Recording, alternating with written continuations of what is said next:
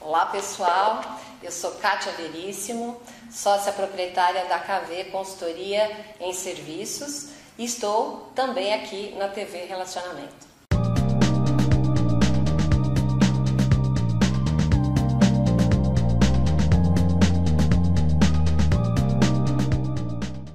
Olá internautas, iniciamos mais um programa Gestão Executiva e hoje nós temos aí a honra de receber um grande profissional, Josué de Menezes. Muito obrigado pela sua presença aqui, tá? Venha nos brindar com seus conhecimentos. Josué, conta um pouquinho para os nossos internautas onde você nasceu, um pouquinho da sua trajetória profissional e também essa grande mudança que teve agora recentemente. Tá. Meu nome é Josué de Menezes, eu sou jornalista, né? Eu nasci em Campinas, eu sou natural de Campinas, que é uma cidade do interior, né? Uma cidade, um polo tecnológico, né? Uma grande cidade, sem dúvida. E aí eu tenho minha formação profissional como jornalista, né? Então eu já trabalhei em vários jornais, revistas, assessoria de imprensa, já tive uma experiência no mundo corporativo e no mundo governamental. Também já fui gestor da parte governamental. Ô Josué, me permita o seguinte, em que momento da sua vida, porque os internautas perguntam isso, você deu aquele negocinho de vocação, ou seja, você fala assim, quando você percebeu que você gostava de escrever, ou até de buscar informações, como é que funcionava atualmente? No caso, teve uma mudança muito grande das motivações, né? Ou até mesmo do modelo de negócio, do posicionamento do jornalista, né? Do que era um jornalista há 10 anos atrás, do que é hoje, né? Então tem uma mudança muito grande, né? Então as motivações, é claro que os fundamentos, a vocação, como você disse, né? A vocação ligada à área de comunicação é a vocação mais ligada à área de humanas, o entendimento de relacionamento, a você traduzir, né, uma informação e traduzir aquilo de uma maneira que fique mais fácil no entendimento do usuário, do leitor, do seu ouvinte. Então a área de comunicação ela é muito ampla, ela é transversal a todas as áreas. Então aí, com a trajetória profissional, a gente vai descobrindo novas habilidades, descobrindo novas vocações ou novas aplicações. Aí eu fiz um curso de especialização em gestão de projetos na Unicamp, né, na área de PMI. Então, para você, visão de jornalista, fazer um curso que é basicamente muito assim, de planejamento mesmo, foi um impacto diferente ou não? Sim, na realidade é o seguinte, né, como você disse, da vocação, da comunicação, né? Quando eu me aprofundei mais na área de gestão de projetos, né, PMI, né, que 99% das atividades de um gestor de projeto tem a ver com a comunicação. Então existe uma aplicação. Até a metodologia também. Isso. O que a gente fala na área de gestão de projetos são boas práticas de gestão de projetos, né? São áreas, né, que você tem, que atua, mas para você fazer todo aquele movimento acontecer e você fazer as entregas, no caso de um projeto que é com recurso limitado e com o tempo correto e fazer as entregas corretamente, você tem que ter uma gestão de comunicação. E ela é transversal a todas, né? Então, você vê então, que quando fala com o jornalista de raiz, né, vamos dizer assim, que sempre trabalhei profissionalmente como jornalista, aí teve uma mudança para gestor de projetos e mais na frente, que é hoje eu me encontro, que eu trabalho na área de inovação. Hoje eu sou gestor de uma startup. Bacana, nós vamos aprofundar. Deixa eu te falar assim, a correlação. Quando você é jornalista e depois fazia a gestão de projetos, a emoção de cobrança é quase que a mesma, né? Tudo tem tempo, assim, se não adianta falar, eu vou escrever a hora que eu quiser, a hora que tiver inspiração. O jornal fecha tal horário e não tem desculpa. Aí o deadline, né? Deadline. Não, a pressão, ela em qualquer profissão, hoje em dia, a pressão ela existe por você entregar aquele resultado, né? Okay. Então, isso daí é inerente a qualquer área, a qualquer profissional, né? O deadline, a gente usa muito deadline até em gestão de projetos não, também. Tudo tem o deadline, que é a hora que você tem que fazer as entregas. Então, esse valor, né, de você entregar algo, né, é inerente a qualquer profissão. E né? é bom, então, porque ele elimina as desculpas, né? Isso daí. A gente usava muito essa expressão deadline também no jornalismo, na época da redação, né? Que nós tem que ter a entrega, o jornal, né? No caso impresso, né? Que a minha formação profissional é muito ligada à redação, né? Eu sempre fui jornalista. Tem aquele negócio, eu estou sem inspiração hoje. Não existe isso. Aí você desenvolve técnica, isso, né? Exatamente. De redação, aí cada jornalista tem a sua especialidade, seu estilo e também o segmento, né? Eu trabalhei na área de economia, na área de esporte, de aventura, eu trabalhei no suplemento de turismo, o primeiro suplemento de turismo do interior do estado de São Paulo, que na época era o estado de São Paulo, que tinha o suplemento de turismo, né? E nós fomos o primeiro jornal que teve a editoria mais especializada em turismo. Aí na época também tinha uma outra editoria de motor, né? Aí eu juntei as duas editorias e fundei lá na época um projeto que era ação, que era ligado à aventura, esporte.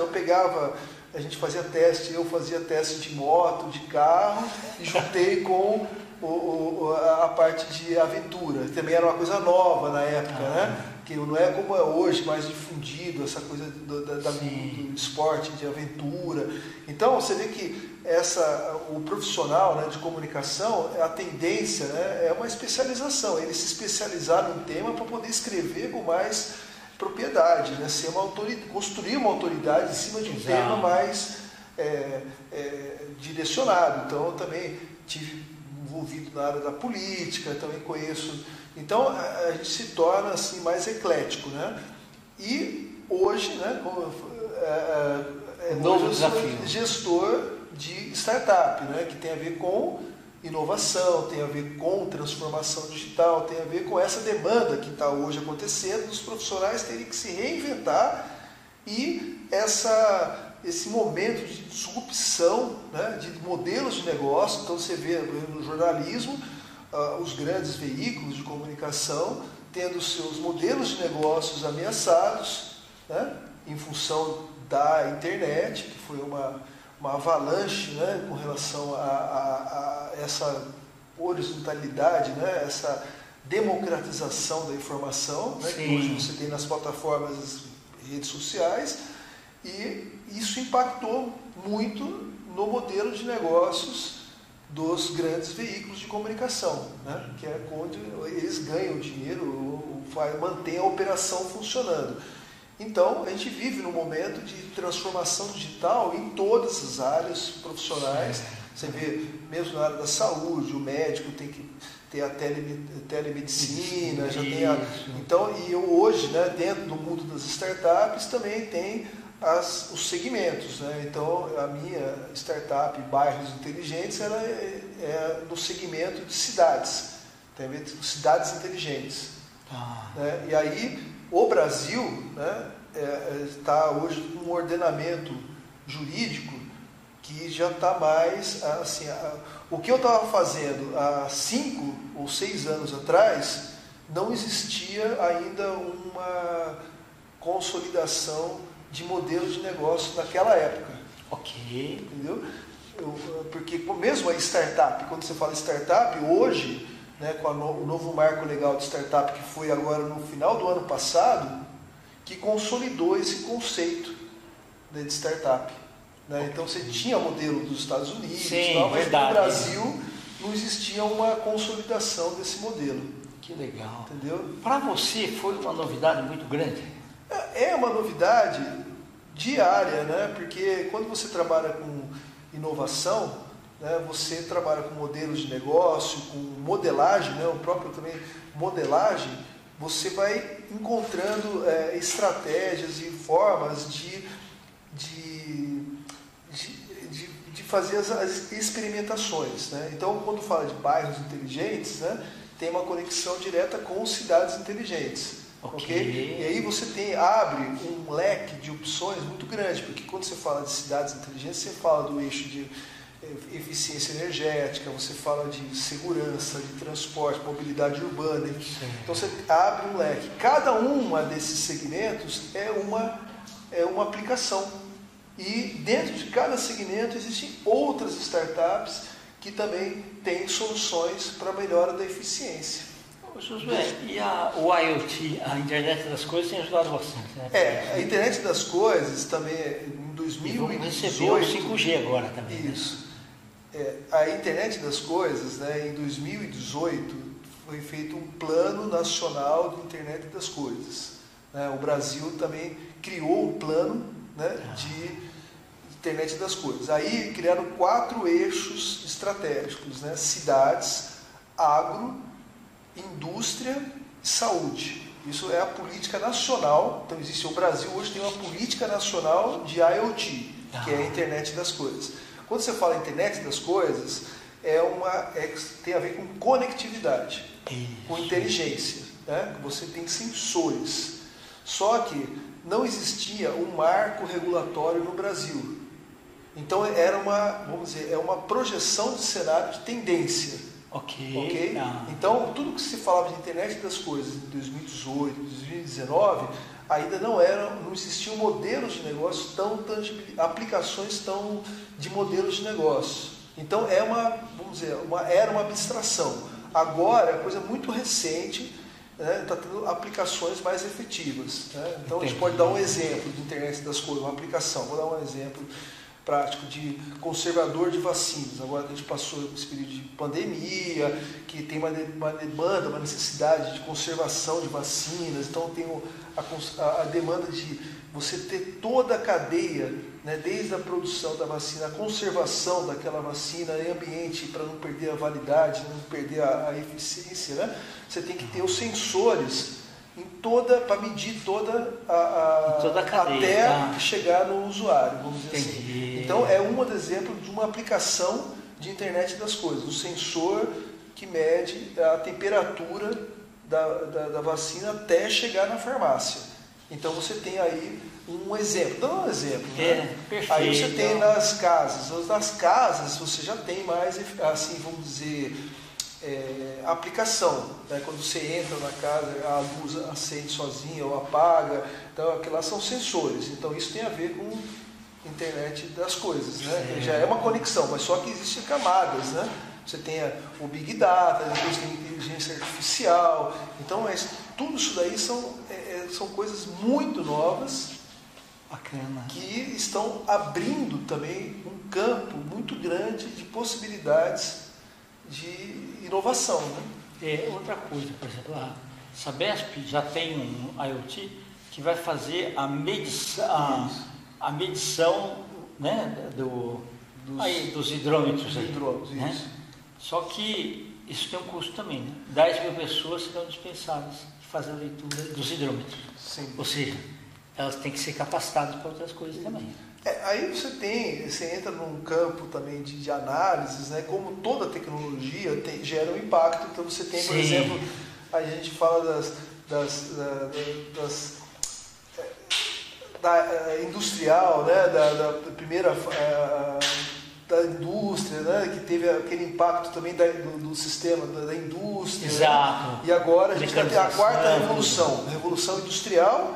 E agora a gente está entrando na revolução da internet, né? O impacto que a internet causou, né, na vida das pessoas. Agora, a internet das coisas é uma revolução maior do que o impacto da própria internet, né, que é uma coisa muito recente. Né? A internet, né, computadores e tal, então já gerou um impacto muito grande no ambiente de geração de trabalho e renda, né, todos esses modelos, né? E a internet das coisas é mais impactante ainda, que é isso que você está falando.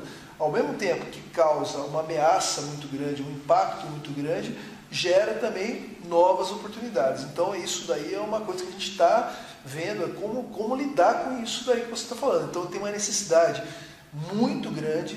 A educação vai ter que se reinventar para esse novo modelo. Então você percebe que a educação, as escolas vão precisar ter, vamos dizer, uma nova dinâmica ligada à área da educação, e é o que a gente está vivendo hoje. Né? E eu fui dar palestra para escolas estaduais que devem agora, no mês de junho, receber internet. Isso. Até nas salas de aula e tudo mais. Isso daí é como se fosse o básico do básico. Né? Você ter hoje, né, a conexão, né, da internet, ter o computador, que seria o hardware, né, entender como isso funciona. Quando a gente fala de nova economia tem a ver com tudo isso. Então, uma coisa é a cidade digital, que é a infraestrutura digital, conectividade, internet, ter os hardware, que é o equipamento, mas é muito mais profundo. A gente está falando do mindset, de mudança de modelo de negócio, de comportamento. Então, o assunto é muito mais profundo. Então, a gente vê o Elon Musk chegando no Brasil, trazendo a internet para uma região como a região amazônica, de prover aquela região, né, com internet. Sim. Então, você vê que existe aí sendo suprida uma demanda de conectividade, né, nos povos que vivem, né, na floresta. Sim, então, verdade. você percebe que ainda o Brasil, né, o Canadá já resolveu isso, que tem uma característica geográfica semelhante ao Brasil, né, que é um país muito grande, tem áreas remotas. Né? Então, Sim. O Brasil agora ele está encontrando uma solução para a conexão daquelas comunidades que vivem na Amazônia. Então você percebe como esse movimento ele é rico, né? E abre possibilidades, também. Ao mesmo tempo que impacta em profissões que deixam de existir praticamente, mas começam a nascer novas profissões. Por isso que nós temos que ser eternos aprendizes, né? Sim, porque essa é a base. Tudo que a gente sabe hoje, se estagnar, Isso. Eu vejo assim, a minha profissão hoje, né, praticamente nem existe no Brasil, que é o gestor NetWeaver. Net é rede, Weaver tecelão, gestor de redes. Certo. Então, e esse personagem existe no Vale do Silício, mas lá existe um ambiente de inovação mais consolidado, existe todo um ambiente mesmo cultural que faz sentido com esse personagem, né? Que é um personagem que trabalha com novos modelos de negócios, sabe interagir. Não é necessário ter o nível de aprofundamento de um programador, mas ele sabe interagir com o programador, conhece os conceitos que estão envolvidos, entendeu? Perfeito. Então tem a ver com comunicação, né? Que é como você se comunica com, no caso, um programador e um designer. Sim, né? Perfeito. Fazer a entrega, entendeu? Então é um assunto muito amplo, muito legal, muito do momento, né? E o Brasil, ele está num momento também especial, né? Sem dúvida. Porque está criando, né? É uma construção que não é assim de um governo. Existe uma construção sendo feita já há muito tempo. Né? As fintechs, por exemplo, que hoje você vê. Então existe já uma normatização que já vem, só que isso vai ganhando mais musculatura com o tempo. Então agora, o ano que vem, vai ter uma nova lei que está no Senado, né? Que vai instituir toda a cidade vai ter que ter um plano estratégico de transformação digital. Toda a cidade. Interessante. Vai ser como existe o plano diretor, que hoje é obrigatório você pensar no urbanismo, né, no plano diretor, você vai ter um plano estratégico de transformação digital. Então, você vê que existe aí um movimento que é para poder adequar, né, a comunidade, a sociedade nesse novo mundo aí, que é essa nova economia. Bacana. Josué, nós estamos nos instantes finais, eu quero que você volte outras vezes, que tem muito conteúdo. Eu queria que você deixasse uma mensagem para os nossos internautas e seus contatos. Bom, a minha startup é bairrosinteligentes.com.br. A gente tem até um e-book que foi feito um estudo bacana, em nível mundial desse conceito, né? Essa marca eu registrei no NPI. Então fala que a nossa ideia é transformar bairros em cidades inteligentes. Então muda o paradigma aí. A gente está desenvolvendo. E o meu nome é Josué de Menezes, né? E o que mais que é para falar? Os seus contatos. Meus contatos pelo Bairros Inteligentes, né? Josué de Menezes, estou no Facebook, né?